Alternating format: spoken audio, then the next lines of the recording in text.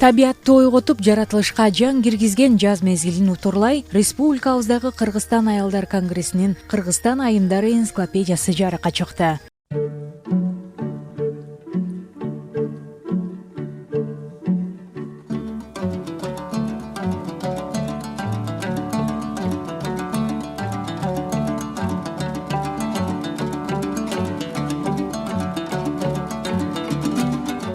Эң биринчи биз ушу аялдарга билим, илим берсек деген мааниде чоң биздин максатыбыз бар да.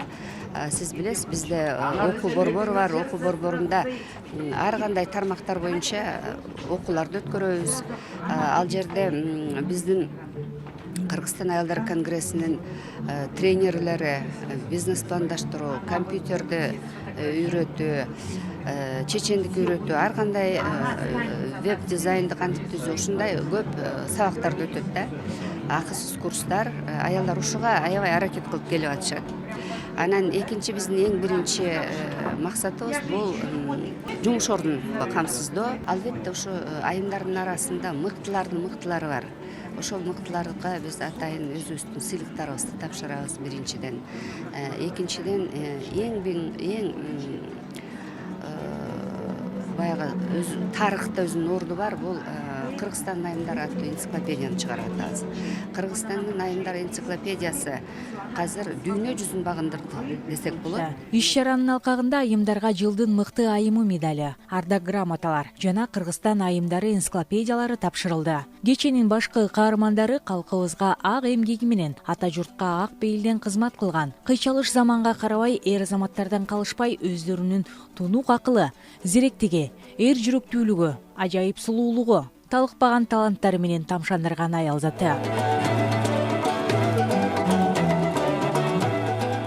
Иш чаранын максаты бул Кыргызстандагы аялдардын ролун баса белгилеп, дүйнө жүзү боюнча Кыргызстандын аялдарын даңазалоо, алардын идеяларын, иштерин, ой пикирлерин турмушка болгон умтулуусун элге жеткирүү. Моим билим тармагында мен 27 жыл иштеп келдим. Мугалим болуп иштеп келдим.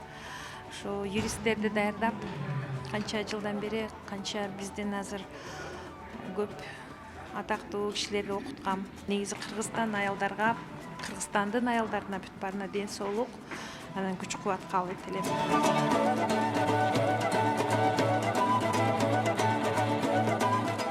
Айымдардын ролу сайысыркагандан кийин албетте өзгөрдү десем жаңылышпайм. Себеби дегенде көпчүлүк түйшүктү ошо айылдардын боюна туура келди да. Эми биздин коллективде чоң болгондуктан кээде ар кандай ушулай болуп калат да.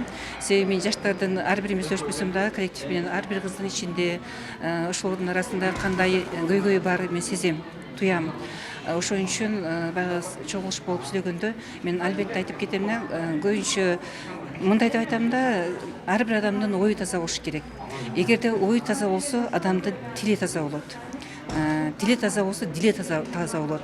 Ал эми дил тез таза болгондон кийин адамдын иши таза болот. Иши таза болсо, адамдын жүзү жарык болот.